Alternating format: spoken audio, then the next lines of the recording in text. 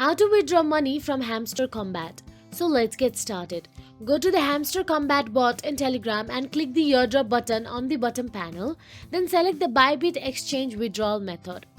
To find the UID in the Bybit app, click on the profile icon on the main page. Then the UID will be listed under your nickname and can be copied with one link. Now, to find the deposit address, simply go to the asset sections and select deposit. Tap on the deposit crypto. Here, search for the hamster and select this token. Then choose the Torn network and click the save button. From here, you can copy all the details into Hamster Kombat. Now, copy the deposit address and memo and paste them into Hamster Kombat and click send option available there and expect the tokens to be credited by few days. If you found this video helpful, please like, share and subscribe, and thank you so much for watching.